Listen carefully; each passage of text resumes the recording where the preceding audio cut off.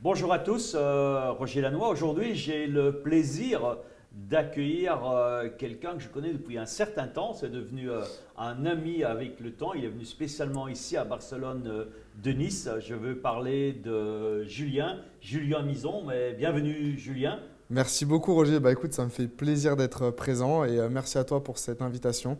Et je peux te dire qu'à Barcelone, on a la chance avec le temps aujourd'hui, donc c'est Voilà, vraiment tu sympa. es, tu es dans une bonne vibration. Tu nous as amené le soleil niçois. J'ai essayé de ramener le soleil de Nice et il est présent sur Barcelone. Il fait bon, puis là on est dans un cadre super, donc ça fait plaisir en tout cas d'être là avec toi aujourd'hui. Mais génial. Alors aujourd'hui, ce que j'aimerais, c'est vous présenter Julien, vous présenter son parcours, car son parcours, je trouve qu'il est très motivant. C'est un parcours très édifiant et il va, à travers son parcours, je pense, inspirer beaucoup d'entre vous justement, mais à vous aider à aller chercher le next level dans votre vie. Alors, Julien, aujourd'hui, on en parlera plus tard, mais ça roule pour toi. Tu es jeune, tu as 32 ans, tu es en pleine forme, tu pètes d'énergie, comme on dit. Et tu habites à Nice, mais je crois que tu n'es pas niçois, tu es d'un peu plus haut. Tu viens Alors, de la ville où on mange très bien, de la gastronomie. la capitale européenne de la gastronomie qui est Lyon, ma belle ville de Lyon. Ouais, je suis natif de Lyon effectivement. J'ai eu la chance de voyager un petit peu aussi. Et depuis maintenant quelques mois, ça fait environ 9 mois, j'ai décidé d'aller chercher le soleil, le sable, la mer, les bonnes vibrations. Et à vrai dire, la Côte d'Azur me plaît beaucoup et je pense m'y installer définitivement dans les prochains mois. Excellent. Et dis-nous, je crois qu'on a ce point commun, c'est qu'à l'école, tous les deux, on n'était pas des premiers de classe. Ouais, c'est vrai que j'ai eu un parcours rocailleux, très chaotique. Rocailleux, j'aime bien ce mot. Rocailleux, et de la bonne roche, hein. Tu te coupes Ouais. les mains, les pieds. On m'a mis des croyances de par, je pense, mes parents, que l'école c'était très très important, que c'est comme ça qu'on allait réussir, de faire des hautes études. Et puis c'est aussi, je pense, peut-être la fierté des parents et de toute une famille autour de soi. Mhm. Et, euh, et j'ai vite compris que le système scolaire me déplaisait en fait, pour différentes raisons. À partir du collège, notamment même la troisième et la cinquième, que j'avais redoublé. Alors je ne sais pas s'il y a des gens qui m'écoutent qui ont Ça déjà arrive. redoublé une classe, mais moi en tout cas j'ai redoublé la troisième et la cinquième. Ça a été un énorme poids pendant des années. Maintenant je m'en libère et j'ai beaucoup de facilité finalement à en parler parce que j'ai trouvé toute une cohérence, toute une logique par rapport à avant où j'en suis maintenant. Et, euh, c'est vrai que l'école, ça a été quelque chose. J'ai eu la chance finalement de pouvoir rebondir, de pouvoir prendre confiance en moi, pas à travers l'école, mais à travers le sport.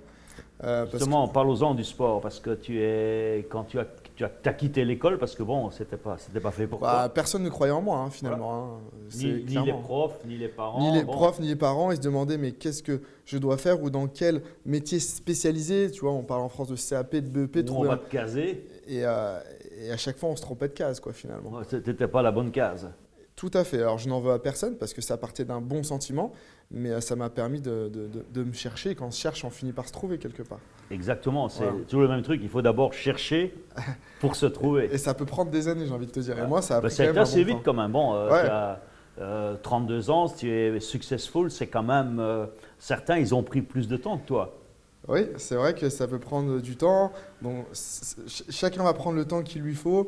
En tout cas, ben, comme pour rebondir, après, je suis tombé dans le milieu du sport. Depuis l'âge de 9 ans et demi, j'avais démarré le sport, donc le tennis. J'avais essayé plein de sports, mais le tennis m'a vraiment plu et passionné.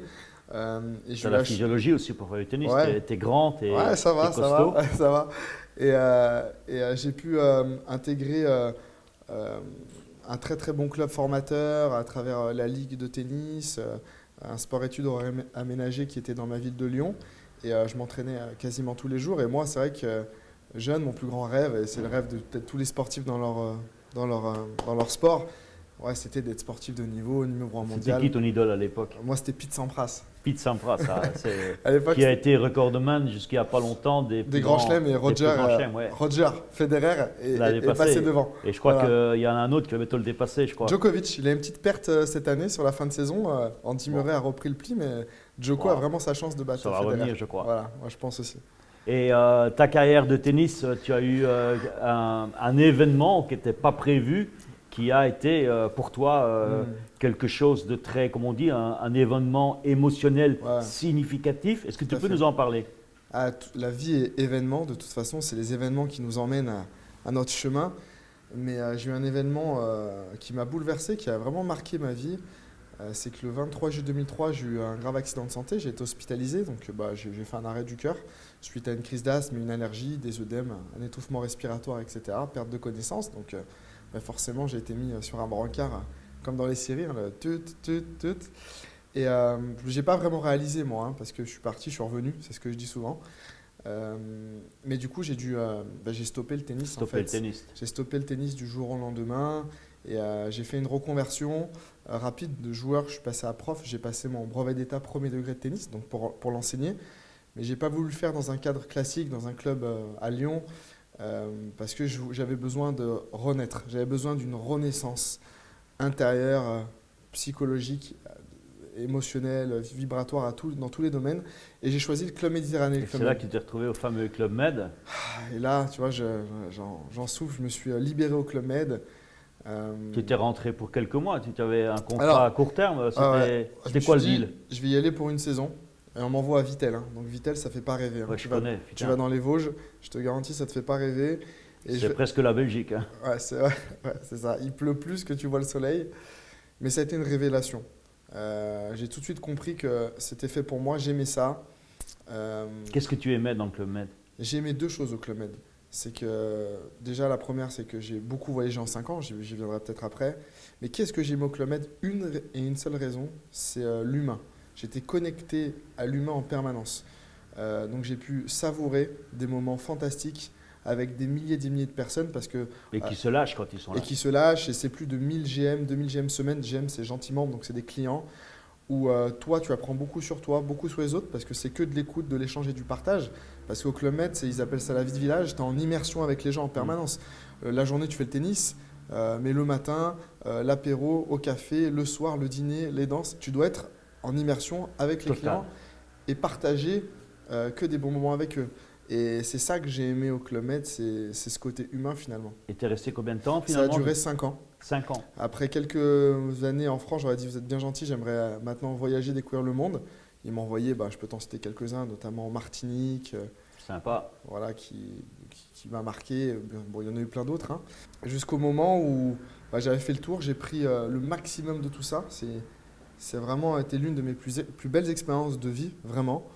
Au Club Med, j'étais un petit peu, je ne sais pas si on peut dire débauché, démarché. On m'a mis la puce à l'oreille via des personnes qui ont un renom dans le milieu de l'audiovisuel et de la chanson.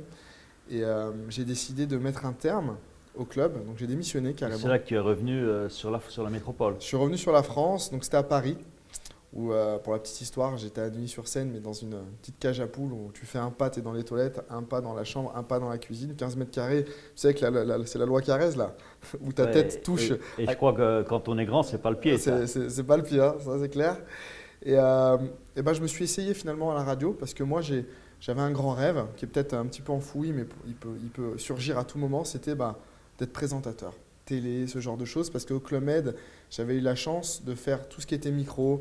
Donc ça peut être café-théâtre, ça peut être présenter des spectacles, ça peut être des jeux café, ça peut être faire danser les gens, ça peut être un jeu piscine. Et j'ai vraiment été un grand fanatique de ça. Et c'est pour ça, du coup, je suis allé à Paris. J'ai travaillé avec un petit peu, je ne peux pas citer les noms, à la radio. J'ai fait quelques missions. On peut parler de l'horoscope ou de la météo, voilà, des choses très succinctes. Et la vie a fait, vu que je pense être quelqu'un très, très, très émotionnel à la base, très sensible. Un avantage et ça peut être inconvénient parfois à un la fois. inconvénient, ça dépend, mais il faut C'est savoir vrai. le gérer. Il faut savoir le gérer et j'apprends toujours à le gérer, en tout cas avec le temps. Et j'ai quitté Paris du jour au lendemain après quelques mois parce que j'ai eu mon premier amour. Voilà, les femmes, hein, c'est toujours les femmes. C'était sur Lyon. Et du coup, j'ai regagné donc, ma ville natale, Lyon. J'ai retrouvé le cocon familial aussi. Donc ça me plaît parce que je suis très famille. Et j'ai repris un job traditionnel. Donc mets-toi dans le poste où toi, tu es joueur de tennis, tu es au Club Med, tu vas au soleil, tu es à Paris pour la radio, c'est excitant. Et tu te retrouves à avoir un job où j'ai retrouvé l'entreprise familiale, où je m'occupais de la station-service, de la station essence. J'étais dans une guérite où il faisait 50 degrés, pas de clim, où le ventilateur marchait un jour sur deux, t'encaisses les gens, Ton seul ami, c'est la radio. Et ça a été très dur parce que j'ai eu l'impression qu'on m'a repris ma liberté. Tu vois ce que je veux dire? Ouais. Et donc tu étais là dans ta guérite. J'étais dans ma guérite et je me suis Tu dit, étais bien Julien, protégé au moins au là-dedans. moins, il peut rien t'arriver. Hein. C'est clair que le vent ne passe Blindé. pas, les moustiques ne passent pas, t'es bien. Et je me suis dit, Julien, est-ce que c'est ça ta vie? Est-ce que c'est ça ta mission de vie? Est-ce que c'est ça ce que tu veux faire? Est-ce que c'est ça qui t'anime, tu vois? Est-ce qu'avec ça, tu peux avoir des grandes choses? Et l'objectif, c'était peut-être de reprendre une reprise familiale, mais je fonctionne qu'à la passion et qu'à l'envie.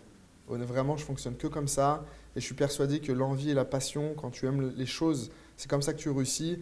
Et au petit passage, hein, à la maison, mes parents n'ont jamais parlé d'argent. Ils nous ont toujours dit avec mon frère, fais ce que tu aimes. Fais ce que tu aimes. Si tu C'est veux réussir, important. fais ce que tu aimes et ça se passera bien. Et je leur dis un grand merci par rapport à ça. Donc, je stoppe. Donc, mes parents étaient déçus, mais je stoppe tout ça. Et juillet 2008, Ouais, tu m'as parlé de ça. Juillet 2008, tu es au ras des pâquerettes. Ah ouais, je suis au ras des pâquerettes. Je me dis, mais qu'est-ce que je vais faire de ma vie, quoi. Il est minuit. Il est minuit, je suis Docteur chez moi. Schweitzer, non? C'est ça. Je suis chez moi à Bron, d'accord, au premier étage, dans la chambre de mes parents. Mon PC, je peux citer la marque, c'était un Acer, il était sur mes genoux. Et je me dis, qu'est-ce que tu vas faire, quoi? C'est incroyable. Et je tape dans Google par hasard opportunité. Et la vie est faite d'opportunités. Je tape dans Google opportunité. Et je tombe par hasard le premier lien sur une opportunité d'affaires à la base, une compagnie américaine. Et c'est là où Marketing de réseau. et c'est là où je découvre l'industrie fabuleuse du marketing Du de réseau, MLM. du MLM, du marketing relationnel. Et c'est là où tout a commencé. Alors attention, hein, je démarre cette industrie sans savoir les tenants et les aboutissants que j'ai conscience actuellement, mais je démarre euh, cette industrie. Ça a été très compliqué au départ. Hein. Oui, parce que tu m'as dit, si j'ai bien compris, quand tu m'as raconté un peu ton histoire, tu m'as dit pendant un an, tu étais là, tu étais présent, mais résultat, c'était Zéro. zéro. Macache, Walou, on peut le dire. Et pourquoi, à quoi t'attribues Alors, pourtant, tu es quelqu'un de motivé, tu es quelqu'un qui sait ça suffit communiquer. pas. Ouais, Qu'est-ce qui a fait que, bon, malgré tout ton enthousiasme, ouais, ouais. tu es resté au ras des pâquerettes, zéro? Alors, pour plusieurs raisons. C'est que déjà, en revenant du Club Med, j'avais plus de réseau. Pas de crédibilité. Les gens m'identifiaient au fameux film très connu qu'on ne citera pas. Euh, et du coup, c'était pas évident. Jeune âge, pas de crédibilité, pas de réseau, c'était pas évident. Et quand je parlais aux gens, ils n'étaient pas réceptifs. Donc ils me trouvaient beaucoup d'excuses, ils me critiquaient, ils m'ont découragé, ils m'ont dit tu n'y arriveras jamais, fais attention à toi. Bon, j'ai entendu toutes sortes de choses. Et sur les 120 premières personnes, on peut les appeler des prospects dans notre industrie, je crois que c'était un ou deux qui ont suivi, qui sont inscrits pour me faire plaisir. Faire plaisir. C'était Bon, la famille. Quoi. Mais c'était qui n'ont par, rien fait. C'était par allez, pitié dans pour leur toi tête, presque. c'est ça. Non, mais on peut le dire, tu vois. Allez, il se lance, on va l'aider, tu vois. Et qu'est-ce qui a fait? Qu'est-ce qui a été pour toi l'élément déclencheur? Bon, pendant un an, mais ce qui est bien, c'est que au moins tu as la persévérance de continuer au bout. Mais qu'est-ce qui a fait qu'au bout d'un an, il y a ce qu'on appelle dans le coaching l'élément déclencheur? Alors, l'élément déclencheur, je m'en souviendrai toute ma vie, c'était octobre 2008 à Rotterdam en Hollande. Rotterdam. Donc ça fait pas trop rêver sur le papier, Rotterdam Oh, en c'est Hollande sympa en octobre. Rotterdam. J'ai l'occasion Ouais. d'y aller voir du foot à Feyenoord. Raffenert, ok, très bien. Et je ne voulais pas y aller en fait. On m'a poussé, peut-être même forcé, mais c'était pour mon bien. Où une personne tous les jours m'appelait, il faut que tu viennes, il faut que tu viennes, il faut que tu viennes, il faut que tu viennes, il faut que tu viennes, tu vas voir, tu vas comprendre. Mais je ne comprenais pas pourquoi, parce que je ne l'avais pas vu, je ne l'avais pas vécu. Et à la base, j'avais vraiment beaucoup de fils, beaucoup de croyances, je prenais un petit peu de haut aussi. Et c'est une personne qui m'appelle et qui me dit, mais Julien, tu veux pas aller là-bas, je te propose une solution. Et elle me dit deux phrases qui m'ont scié, quoi. Il y a deux fils qui ont fait bip dans ma tête. Ouais, deux questions. La première, C'est un art pour un coach de savoir poser les bonnes questions, exactement. pour avoir les bonnes Ouais, réponses. c'est vrai. C'est Et vrai. c'était quoi ces deux questions? Et notez-les si vous avez de quoi noter, parce que c'est intéressant ces deux questions. Et vous pouvez même vous les poser à vous-même. Ouais, peut-être vous avez déjà entendu, mais je pense que c'est les questions Clés, fondamentales. Clés, exactement. Première question, Julien, mais si tu ne viens pas, est-ce que tu penses qu'en continuant là comme tu es, est-ce que tu penses que quelque chose va changer réellement dans ta vie, quoi? Ça veut dire, si vous ne changez pas vos habitudes actuelles, si vous continuez votre petit train-train de vie, est-ce que vous croyez que Non. votre vie va changer? Non, non, pour changer sa vie, il faut casser son schéma. Et Créer là, de ta nouveaux réponse schémas. est évidemment Non. non. Et alors, il y avait une deuxième question très intéressante. Et là, intérieurement, mon ego, il a pris un choc. C'est une phrase très connue d'un grand philosophe qui s'appelle Albert Einstein, que j'adore.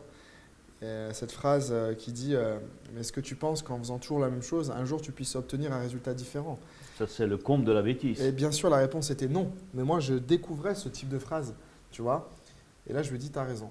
Je lui dis, ok, je viens. Mais le problème, c'était comment j'allais venir parce que je n'avais pas Tu habitais où à l'époque? À Lyon, toujours? J'habitais toujours à Lyon, je revenais du Club Med, j'avais craqué tout l'argent que j'avais économisé au Club Med en un été en faisant le fanfaron, plus de sous.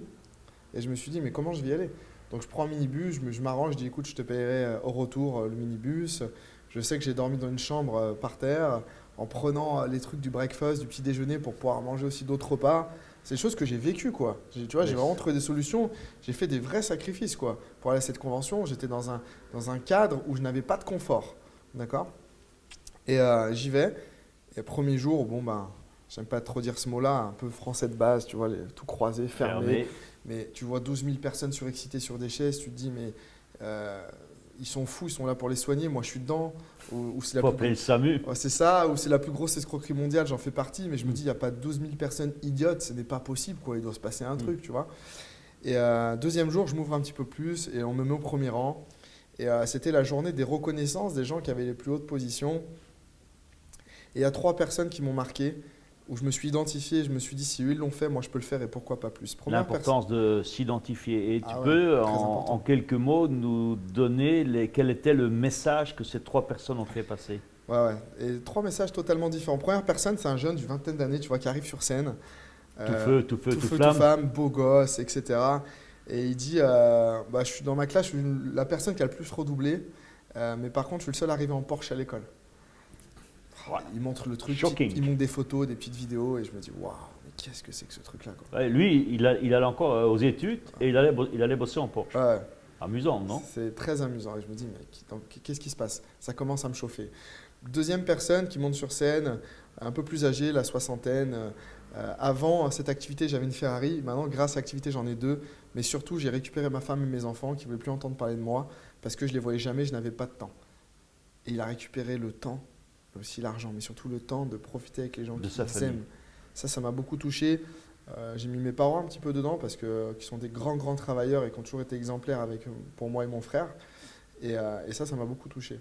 Troisième témoignage, une personne, la trentaine, un mec surexcité, plein d'énergie.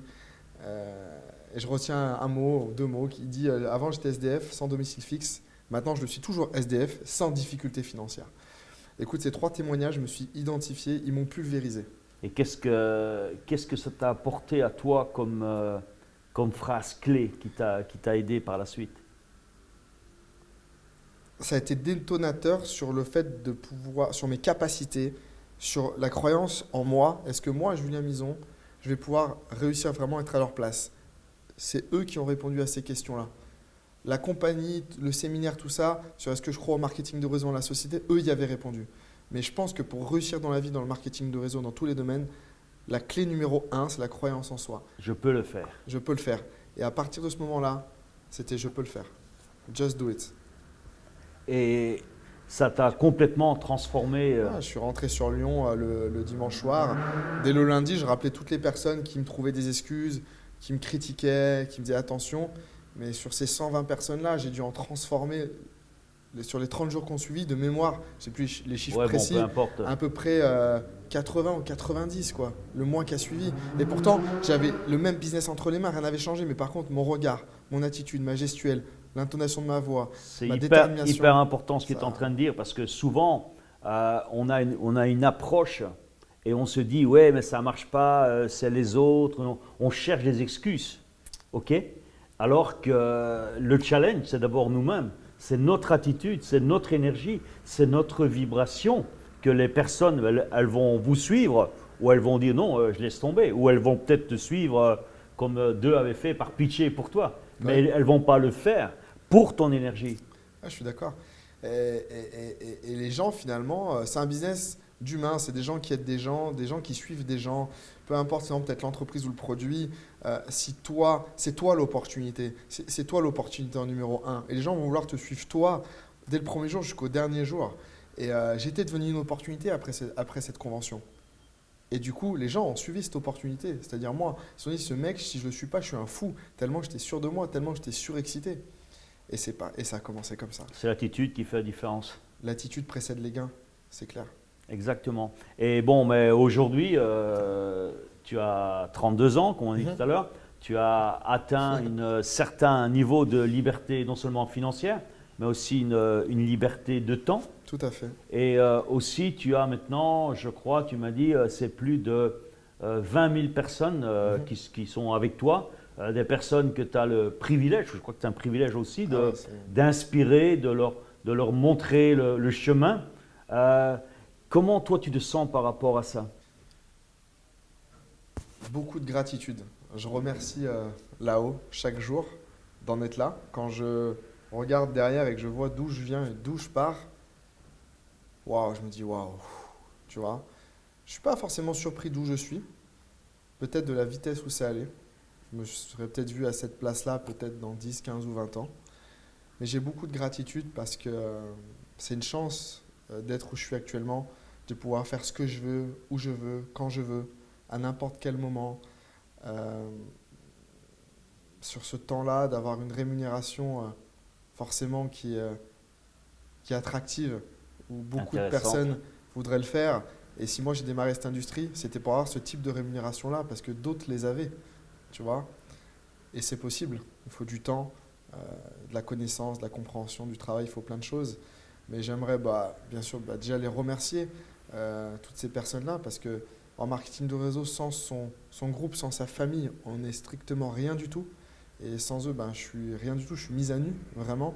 Et c'est vraiment tous ensemble. Travail d'équipe. C'est la victoire, c'est le gain, c'est une reconnaissance de groupe, vraiment. Tu vois ce que je veux dire ? Et comment ces 20 000 personnes qui font partie de ton organisation, ces personnes que tu inspires, comment elles te perçoivent? Comment tu sens le retour? Parce que tu as certainement des feedbacks, des retours. Bien sûr. Comment tu perçois ces retours? Les retours que j'ai, c'est souvent que j'ai entendu à la fin de meetings, de formations, de présentations. Souvent, les gens viennent me voir et ils me disent on ressent que tu parles avec ton cœur, on ressent que tu es sincère.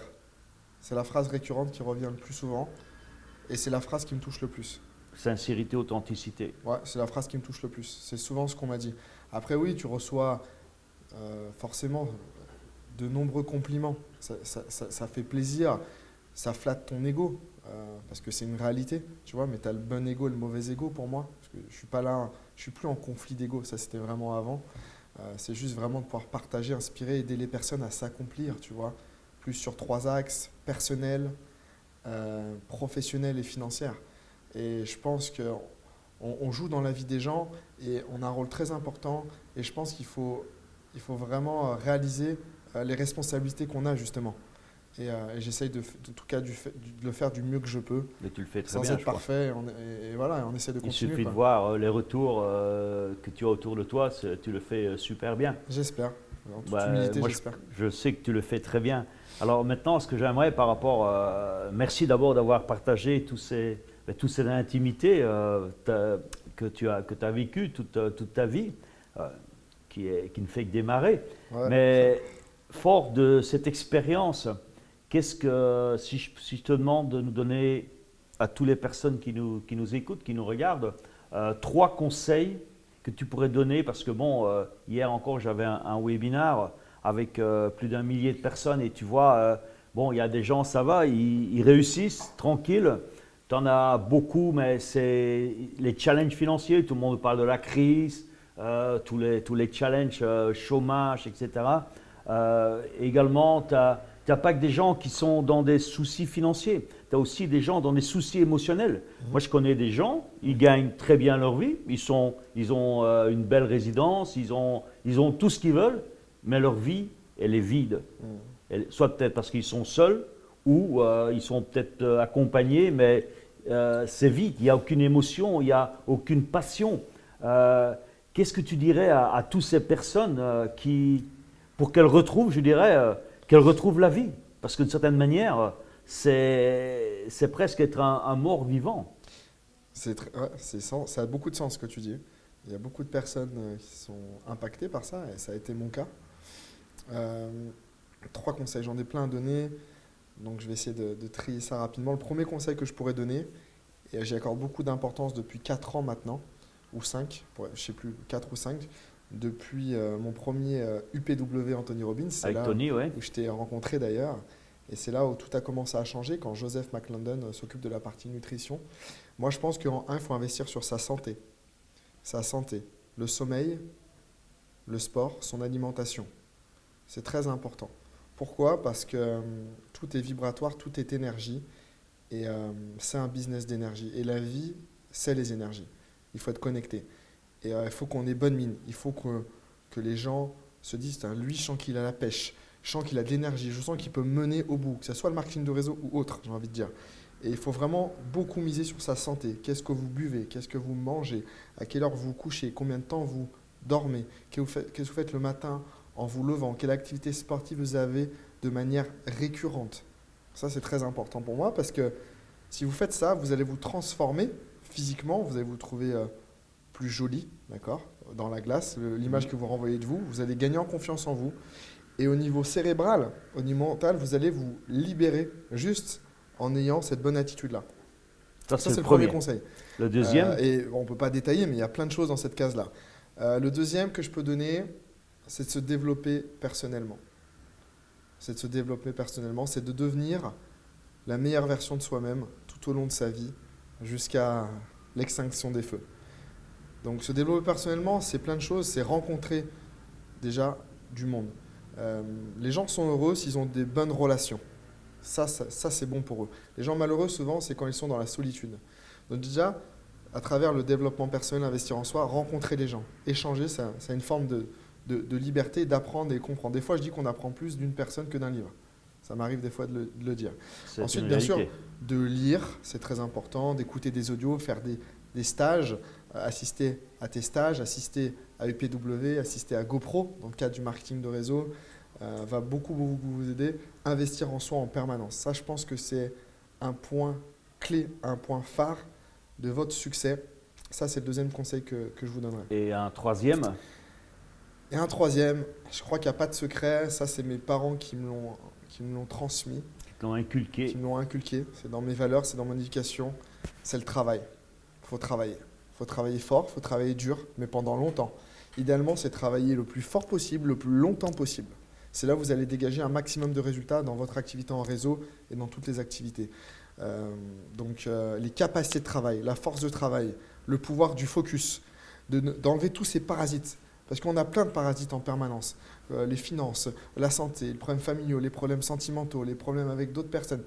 On est tous adustis à ce genre de problème-là. Mais la capacité entre ceux qui vont rayonner et réussir plus que d'autres, c'est ceux qui vont dégommer, éradiquer tous ces parasites et à rester focus et être concentrés que sur leur objectif final.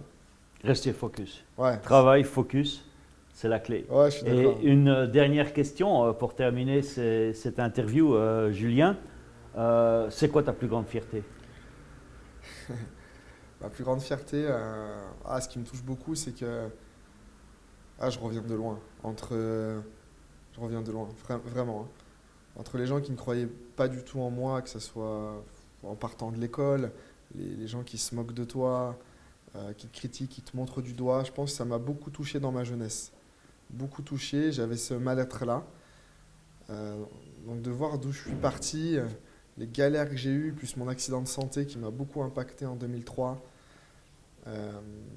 et de voir maintenant où je suis, ça me touche, tu vois, je t'en parle avec...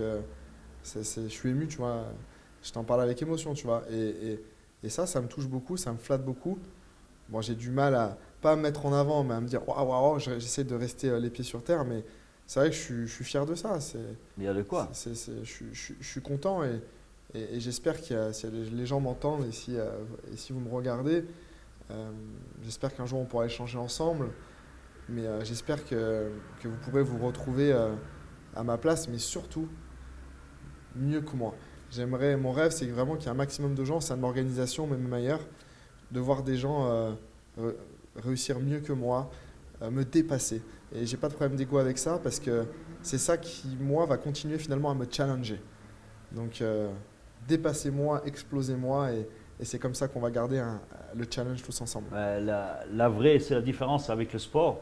Dans le développement personnel, la compétition, elle n'est pas contre les autres. La compétition, elle est avec soi-même. C'est ça, c'est la compétition. C'est gagner ce match avec soi-même, donner, comme tu as dit tout à l'heure, j'ai bien aimé ton expression, c'est la meilleure version de soi-même. Et ce que tu fais, et c'est ce que j'ai le privilège également de faire, et j'aime bien cette phrase de Tony Robbins, c'est réveiller, awake the giant within, réveiller le géant qui est en vous. Et s'il y avait un message à retenir de cette interview, c'est qu'en chacun de vous, en chacun de nous, il y a une personne extraordinaire, il y a un géant. Et il attend qu'une chose, c'est que vous le réveillez. Exactement. Je te laisse le mot de la fin, Julien. Il était bon ton mot de la fin. Tu m'as impacté moi-même là. Non, le mot de la fin. C'est ça la magie des interviews, tu vois. Le géant, moi je parle de guerrier, je veux entendre votre guerrier qui est à l'intérieur de vous. On a tous ce lion, on a tous ce guerrier, il faut juste le sortir. Certains, ça va peut-être prendre une semaine, d'autres 1 an, d'autres 10 ans, d'autres 20 ans. Il faut sortir ce guerrier, trouver votre mission de vie, trouver ce que vous aimez, trouver ce qui vous passionne et incarner le changement. Incarner le changement dès maintenant, dès aujourd'hui, tout au long de votre vie parce que le monde auquel on vit aujourd'hui a besoin de gens comme nous, en toute humilité, de gens comme vous parce que finalement, le futur de ça, c'est vous. Donc, à vous de jouer, vous avez les cartes en main en tout cas et je vous dis à bientôt. Devenir un guide pour impacter les autres. C'est ça, impactons tous ensemble, impacter un maximum de gens autour de vous et dans votre vie. C'est comme ça que vous allez laisser une trace de votre âme corporelle, si je puis dire. Un héritage. Voilà, un héritage. Pour la postérité. Merci Julien, c'était un plaisir. Merci beaucoup à très et bientôt. à très bientôt. Ciao.